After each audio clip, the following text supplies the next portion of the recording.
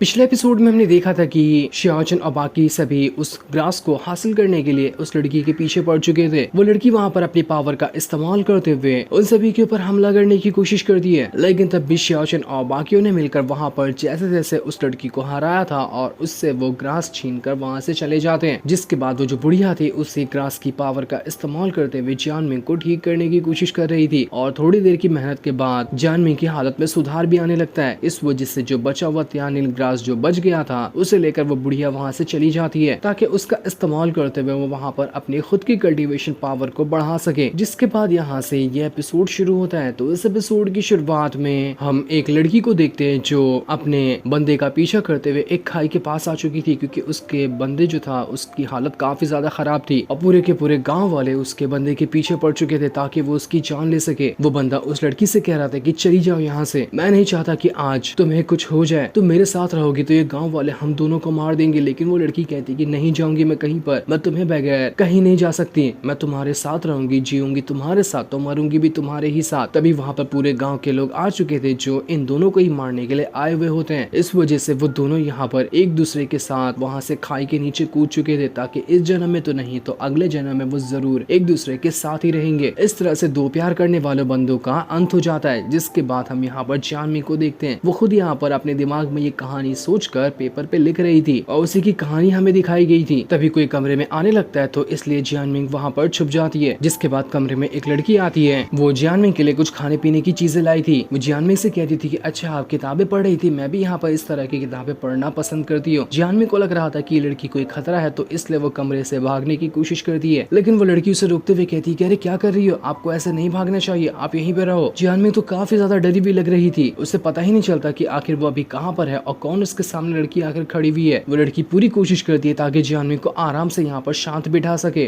वो लड़की कहती है कि अरे आप यहाँ पर आराम से बैठो ना, मैं आपके लिए खाना ही तो लेकर आई हूँ। जियानमिंग कहती नहीं, तुम यहाँ पर मुझे मारने के लिए आई हो, मैं तुम्हारे हाथों से खाना नहीं खाऊंगी। इस चीज को सुनकर उस लड़की को गुस्सा आ जाता है। वो सीधा यहाँ पर जियानमिंग को बांध देती है और बांध कर उसे वहाँ पर बिठा देती है ताकि अब वो यहाँ पर उसे खाना खिला सके। इसके बाद वो एक से बढ़कर एक यहाँ पर जियानमिंग के लिए खाना निकाल रही थी ताकि वो उसे जियानमिंग को दे सके। खाने को देखकर तो जियानमिंग को उल्टियां होने लगती है कि बाप रे ये कैसा खाना है, इसके अंदर से तो अजीब सा ऑरा निकल रहा है, मानो किसी कीड़े वगैरह को मारकर इससे खाना बनाया गया हो। जिससे वो लड़की कहती है कि हाँ बिल्कुल ठीक कह रही हूँ, इन्हें तो कीड़ों को ही तो मारकर बनाया गया है, लेकिन ये आपकी सेहत के लिए बहुत अच्छे हैं, इसलिए आपको इसे खाना है, कुछ भी मत छोड़ना, फटाफट से सारा का सारा खाना खा लेना। इसलिए जियानमिंग डरते हुए वहाँ पर चॉपस्टिक को उठाती है और उससे खाने की कोशिश कर रही थी। वो उस लड़की से कहती है कि सिस्टर आपने यहाँ पर कहीं लाल तारे को टूटते हुए देखा है क्या? मैंने सुना कि वो आसपास से कहीं टूटा था। जिस पर वो लड़की कहती कि हाँ हमारे सेट के कुछ डिसाइपल गए हैं उसे देखने के लिए, उनका मानना है कि वो एक हमारे लिए ब्लेसिंग की तरह है जो स्टार की मदद से हमें यहाँ पर मिली है, इससे हमारा आगे का फ्यूचर बहुत अच्छा हो सकता है। लेकिन जानवी कह रही थी कि मैंने तो ऐसा नहीं सुना, मैंने लाइब्रेरी के अंदर कुछ किताबें पढ़ी थी जिसमें तो ऐसा लिखा हुआ था कि हेवन से एक टूटता हुआ तारा इंसानों के वर्ल्ड में आकर गिरा है, लेकिन जो भी उसका गलत इस्तेमाल करने की कोशिश करेगा उसे बहुत ही ज्यादा बड़ी सजा होगी। इसलिए आप मुझे यहाँ से ना लाइब्रेरी जाने दो, मैं वहाँ जाकर और अच्छे से जानकारी निकालती हूँ उस लाल तारे के बारे में। इसके बाद मैं आपको कंफर्म बता पाऊंगी कि असल में वो लाल तारा है क्या चीज। वो लड़की कहती है इन सब चीज के बारे में आपको टेंशन लेने की जरूरत नहीं है, स्काईलॉर्ड ने कहा है कि आपको आराम करना है तो बस आप यहाँ पर आराम ही करो। उसने हमें लगाया ताकि हम यहाँ पर आपका ख्याल रख सकें, जो कि हम यहाँ पर कर रहे हैं, और इस कमरे से तो बाहर जाने की कोशिश करना भी मत। इतना कहने के बाद वो लड़की जानमिंग को कमरे में छोड़कर चली जाती है। दूसरी तरफ हम मास्टर को देखते हैं जो शियाचन से कह रहा था कि जब से तुम यहाँ पर आए हो ना तब से हमने एक भी वॉर नहीं हारी है, तो अब तुम्हारा अगला प्लान क्या है, हमें आगे क्या करना चाहिए, जैसा तुम बताओगे हम वैसा ही करेंगे। शियाचन कहता है अब मेरा आगे का प्लान है कि हम पूरे के पूरे जो पूरी वैली है ना इसके अंदर जितने भी सेक्ट आते हैं उन सभी को अपनी मुट्ठी में ले लेंगे। जाओ और उनसे कह दो कि वो हमारे लिंगू सेक्ट के सामने सरेंडर करे, सरेंडर करते हैं तो ठीक है, नहीं करेंगे तो उन्हें बहुत ही बुरी तरीके से पछताना पड़ेगा। ये सुनकर सभी हैरान हो जाते कि क्या इतनी आसानी से हम बाकी सेक्ट के ऊपर बोलेंगे सरेंडर करने के लिए और वो सरेंडर कर देंगे क्या? ऐसा थोड़ी होता है। शियाचन वहां पर कह रहा था कि मैं ना एक चीज नोटिस कर रहा हूँ कि जब से मैं उस ट्रेजर हॉल के अंदर गया था ना वहां से कोई मेरा पीछा कर रहा है और वो इसी सेक्ट का मुझे कोई बंदा लगता है। जिस पर मास्टर कहते हैं कि मुझे लगता है ना कि वो ड्रैगन गेट का मास्टर होगा। मैंने उसे भेजा था, वो उस ट्रेजर हाउस के अंदर ना किसी तरह के मिस्टीरियस पाम टेक्निक को लेने गया था जिसकी मदद से वो मेरी बहन का इलाज कर सकता है, लेकिन वो मिस्टीरियस पाम टेक्निक ना यहाँ पर यंग मास्टर नहीं खरीद ली, इस वजह से उसे वो मिस्टीरियस पाम टेक्निक नहीं मिल पाई। वो यंग मास्टर हैरान था कि अरे क्या सच में मैंने खरीदा था क्या पता खरीदा होगा, मैंने तो पहाड़ जितना सामान खरीद लिया था, उसी में वो पाम टेक्निक भी आ गई होगी। शियाचन कहता है आखिर ये ड्रैगन गेट का मास्टर है कौन, मुझे उससे मिलना है, तो मुझे वहाँ पर ले चलो, मैं उससे मिलना चाहता हूँ। जिसके बाद हम उसी मास्टर को देखते हैं जो लेंगू सेट के बाहर आ चुका था। वो वहाँ पर आने के बाद सिपाहियों से कह रहा होता है कि मुझे अंदर जाने दो, अंदर मुझे काम है। तभी वहाँ पर यंग मास्टर स्काइलॉर्ड और बाकी सारे लोग आ चुके थे। उसे देखकर वो मास्टर कह रहा था कि यंग मास्टर तू ही है ना जिससे वो मेरी मिस्टीरियस पाम टेक्निक छीन ली थी। मैं तुझे यहाँ पर मार करना तुझसे वो पाम टेक्निक ले लूंगा क्योंकि तूने मेरी पसंद की हुई चीज को हासिल कर लिया। और उस मास्टर का नाम लॉन्गमैन होता है। लेकिन जैसे वो यहाँ पर यंग मास्टर के ऊपर अटैक करने वाला था, बीच में शियाओचन आ जाता है जिसने लॉन्गमैन के ऊपर अटैक कर दिया था। वो उसे कहता है कि अबे यार जरा शांति से काम ले। मास्टर वहाँ पर लॉन्गमैन से कहते हैं कि क्या तू यहाँ पर अपनी बहन को जिंदा नहीं देखना चाहता है क्या, इसलिए यहाँ पर शांति से खड़ा रहे और स्काईलॉर्ड की बातें मान। लेकिन लॉन्गमैन तो यहाँ पर कुछ भी सुनने के लिए तैयार नहीं था। उसे मिस्टीरियस पाम टेक्निक चाहिए थी तो वो अपना स्पिरिचुअल बीस्ट बाहर निकाल लेता है जो कि आधा स्नेक और आधा ड्रैगन जैसा लग रहा था। वो बहुत ही ज्यादा खतरनाक लग रहा होता है जिसका इस्तेमाल करते हुए उसने यहाँ पर यंग मास्टर के ऊपर अटैक करने की कोशिश की थी। उस बीस्ट को देखकर शियाओचन भी हैरान रह जाता है कि अरे वाह ये तो कमाल का बीस्ट है। इसलिए वो खुद ही जाता है उस बीस्ट के साथ फाइट करने के लिए। शियाओचन कहता है कि मैं तो यहाँ पर इस बीस्ट की पावर को पूरा का पूरा एब्जॉर्ब कर जाऊंगा क्योंकि ये बीस्ट मुझे बहुत ज्यादा पसंद आ गया, ये कमाल की चीज है। इसके बाद शियाओचन ने वहाँ पर अपनी पावर का इस्तेमाल करते हुए एक ही बार ऐसा क्या अटैक किया था कि एक ही अटैक में वो बीस्ट वहाँ पर मर जाता है और उसकी पावर भी वहाँ पर शियाओचन के अंदर जा चुकी थी। शियाओचन ने कुछ किया ही नहीं, बस हल्का सा छोटा सा अटैक किया कि वो बीस्ट वहाँ पर खत्म ही हो गया। लॉन्गमैन ये देखकर एकदम हैरान था कि आखिर ये बंदा है कौन जिसने मेरे ड्रैगन को एक ही बार के अंदर खत्म कर दिया। मेरा ड्रैगन तो इसके करीब तक नहीं जा पाया, उससे पहले ही उसकी जान चली गई। शियाओचन लॉन्गमैन से कहता है कि देख तू यहाँ पर जिंदा रहना चाहता है ना तो मेरे सामने सरेंडर कर दे। मैं सरेंडर करने की ना अभी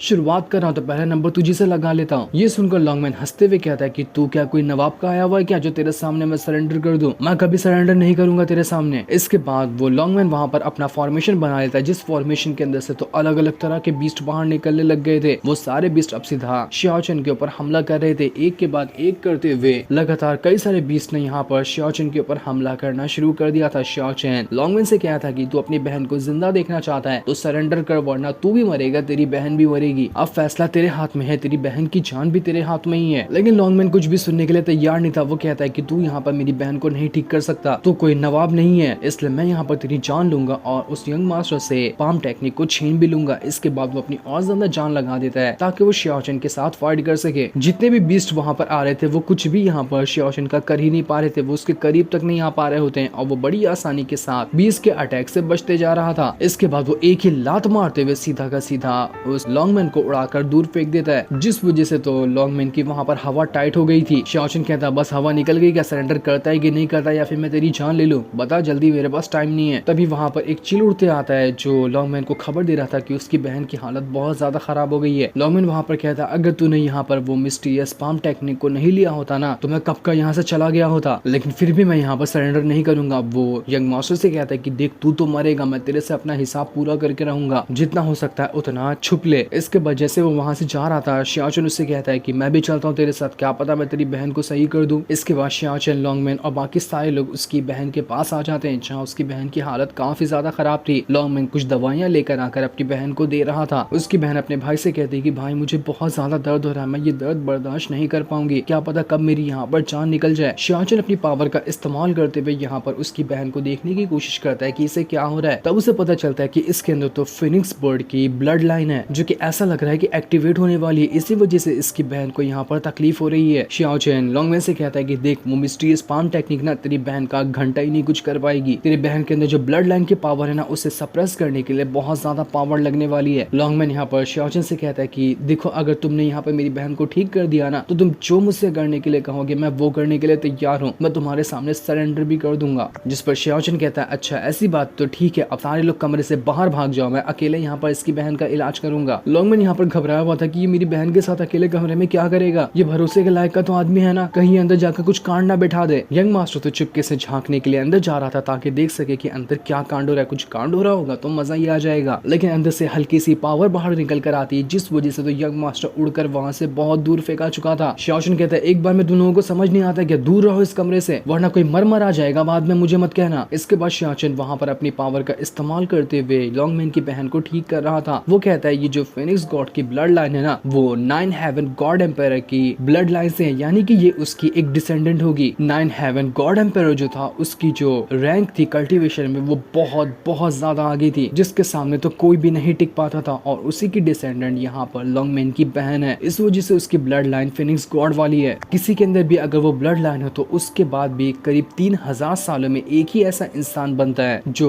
फिनिक्स गॉड की ब्लड लाइन की पावर को एक्टिवेट कर पाए, जिस वजह से मुझे लगता है कि लॉन्गमैन की बहन ही वो इंसान है जो 3000 साल के अंदर पहली वो बन रही है जो यहाँ पर फिनिक्स गॉड की पावर को एक्टिवेट कर पाएगी, अगर सारा प्रोसेस ठीक तरह से यहाँ पर हो पाया तो। लेकिन अगर यहाँ पर ये फिनिक्स गॉड की पावर को कंट्रोल नहीं कर पाती तो इसकी पूरी बॉडी बिल्कुल सेकंड भर के अंदर राख में बदल जाएगी, क्योंकि फिनिक्स गॉड जो है उसका जो पावर है वो बिल्कुल फायर से बना हुआ है। शियाचिन यहाँ पर अपनी पूरी जान लगा रहा होता है ताकि जितना हो सके उतना अच्छी तरह से वो यहाँ पर लॉन्गमैन की बहन का इलाज कर सके, वरना कुछ भी गड़बड़ी होती तो उसकी बहन तो समझो कि खत्म। वो कह रहा था कि अगर यहाँ पर लॉन्गमैन की बहन ने अच्छी तरह से इस प्रोसेस को हैंडल कर लिया और उसने अपनी ब्लड लाइन की पावर को अवेकन कर लिया तो वो किसी भी सुप्रीम लेवल के बंदे के साथ भी बड़ी आसानी के साथ फाइट करते हुए उसे हरा सकती है। इतनी ज्यादा पावर आ जाएगी उसके बाद इसके पास, इसलिए मैं तो बस यहाँ पर उम्मीद ही कर सकता हूँ कि इसकी बहन इस प्रोसेस को अच्छी तरह से करने में सक्सेसफुल हो जाए। शियाचिन वहां पर अपनी पावर का इस्तेमाल करते हुए एक आइस क्यूब बना देता है जिसके अंदर उसने लॉन्गमैन की बहन को डाल दिया था ताकि थोड़ी बहुत जो फिनिक्स गॉड की फायर की पावर है वो हल्की हल्की कंट्रोल में आ सके। लेकिन उसका आइस क्यूब तो बस सेकंड के अंदर ही वहां पर डिस्ट्रॉय हो जाता है, इतनी खतरनाक पावर थी उस फिनिक्स गॉड के अंदर। लेकिन यहाँ पर शियाचिन कुछ भी क्यों ना कर लेता, कोई फायदा नहीं हो रहा था। वहां पर अब एक फायर की अलग बर्ड आ गई थी और एक आइस वाले फायर की अलग फिनिक्स बर्ड आ गई होती है। वो दोनों यहाँ पर आने के बाद अब शियाचिन के ऊपर हमला करते जा रहे थे। शियाचिन उन दोनों के अटैक से यहाँ पर बचने की कोशिश कर रहा था। शियाचिन कहता है कि अभी मेरी बॉडी ना उतनी ज्यादा स्ट्रॉन्ग नहीं है कि मैं इन दोनों के अटैक को संभाल पाऊँ। हाँ, अगर पुराना वाला मैं रहता तो आराम के साथ इन दोनों को मैं यहाँ पर कंट्रोल कर सकता था। मुझे यहाँ पर बहुत ही खतरनाक वाला रिस्क लेना पड़ेगा और अपनी जान पर खेलकर यहाँ पर इन दोनों को कंट्रोल करना पड़ेगा, वरना इस चीज से मैं भी यहाँ पर मर सकता हूँ और मेरे साथ हो सकता है कि लॉन्गमैन की बहन भी मर जाए। इसलिए शियाचिन वहां पर अपनी फायर पावर का इस्तेमाल करते वो जो आइस वाली फिनिक्स बर्ड थी उसे कंट्रोल करने की कोशिश करता है, जिस वजह से वो वहां पर हल्का हल्का कंट्रोल में आने लग गई थी। लेकिन अब बारी थी फायर वाले फिनिक्स बर्ड को कंट्रोल करने की, जिसे भी मेहनत के साथ वहां पर शियाचिन ने कंट्रोल कर लिया था। इस वजह से अब ऐसा लग रहा था कि यहाँ पर लॉन्गमैन की बहन ठीक हो जाएगी। वो वहां पर शियाचिन अपने मन में कह रहा था कि ये जो तुम्हारे पास फिनिक्स गॉड की पावर है ना, उम्मीद है कि आगे चलकर तुम इसका अच्छी तरह से इस्तेमाल करोगी और बेवकूफी कभी नहीं करोगी। अभी तो तुम इसे अच्छी तरह से इस्तेमाल नहीं कर पाओगी, लेकिन जब कर पाओगी ना तो ये बहुत ज्यादा स्ट्रांग होगी, तो इसका गलत इस्तेमाल बिल्कुल मत करना। मेरी शुभकामनाएं तुम्हारे साथ है। इसके बाद शियाचिन कमरे के बाहर आ जाता है और लॉन्गमैन से कहता है कि तुम्हारी बहन ना बिल्कुल ठीक है, लेकिन अभी उसे थोड़ा आराम करने दो, उसे ज्यादा कुछ डिस्टर्ब मत करना, मैंने तुम्हारी बहन की बीमारी ठीक कर दी। लॉन्गमैन सीधा शियाचिन के कदमों में पड़ते हुए कहता है कि सीनियर, आपका बहुत बहुत शुक्रिया कि आपने यहाँ पर मेरी बहन की जान बचा ली, वरना मुझे नहीं लगा था कि मेरी बहन बच पाएगी। मैं इस चीज का एहसान कभी नहीं भूलूंगा। आप जो कहेंगे मैं वो करने के लिए तैयार हूँ। मैं और मेरा पूरा ड्रैगन गेट सेट जो है ना वो आपके आभारी बन चुके हैं। आपको जिस भी चीज की जरूरत होगी वो हम यहाँ पर आपके लिए करने के लिए तैयार हैं। ये सुनते साथ ही शियाचिन ने अपनी पावर का इस्तेमाल करते हुए एक ही अटैक लॉन्गमैन पे क्या किया था, वो जमीन के अंदर चला जाता है। वहां पर आने के बाद तो लॉन्गमैन एकदम हैरान था कि अरे मैं तो जमीन के अंदर भी चल सकता हूँ। अरे वाह, क्या कमाल की टेक्निक यहाँ पर शियाचिन ने मुझे दी है। इस तरह की टेक्निक को तो मैं कब से हासिल करना चाहता था, लेकिन आज पहली बार शियाचिन की मदद से ये टेक्निक मुझे मिल गई। बहुत मजा आ रहा है। लॉन्गमैन ने यहाँ पर अपना ब्रेक थ्रू तक के कर लिया था। वो बहुत ज्यादा खुश होता है कि यहाँ पर तो शियाचिन ने बस मेरे ऊपर हाथ ही क्या रखा, मेरा ब्रेक थ्रू हो गया, मुझे टेक्निक भी मिल गई। मैं यहाँ पर सोच भी नहीं सकता कि आज मैं कितना ज्यादा खुश हूँ। इतना होने के बाद भी यहाँ पर शियाचिन थोड़ा टेंशन में ही था कि अगर मुझे इस पूरी की पूरी वैली को अपने कंट्रोल में लेना है ना, तो इसकी शुरुआत थोड़ी सी धीमी हुई है। मुझे एक पूरा दिन लग गया इस ड्रैगन गेट सेट को अपने कंट्रोल में लेने के लिए, लेकिन उम्मीद है कि थोड़े दिनों के अंदर मैं पूरी की पूरी वैली को अपने कंट्रोल में ले लूंगा। पर उसके लिए मुझे थोड़ी सी और ज्यादा हेल्प की जरूरत पड़ेगी।